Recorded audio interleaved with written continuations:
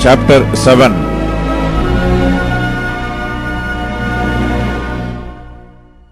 So the king and Haman came to banquet with Esther the queen.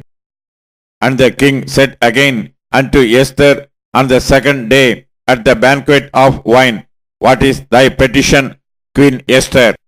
And it shall be granted thee. And what is thy request? And it shall be performed, even to the half of the kingdom.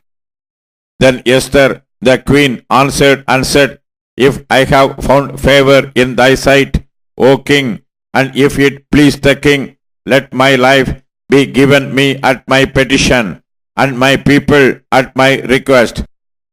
For we are sold, I and my people, to be destroyed, to be slain, and to perish.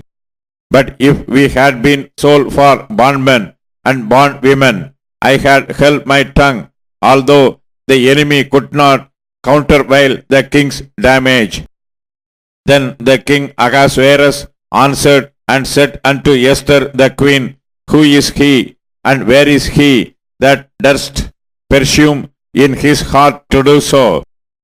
And Esther said, The adversary and enemy is this wicked Haman. Then Haman was afraid before the king and the queen. And the king arising from the banquet of wine in his wrath went into the palace garden. And Haman stood up to make request for his life to Esther the queen, for he saw that there was evil determined against him by the king. Then the king returned out of the palace garden into the place of the banquet of wine. And Haman was fallen upon the bed whereon Esther was.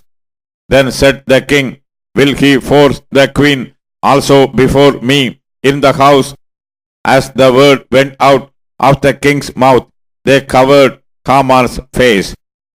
And Harbona, one of the chamberlains, said before the king, Behold also the gallows 50 cubits high, which Haman had made for Mordecai, who had spoken good for the king, standeth in the house of Haman.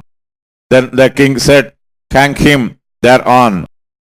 So they hanged Haman on the gallows that he had prepared for Mordecai. Then was the king's wrath pacified.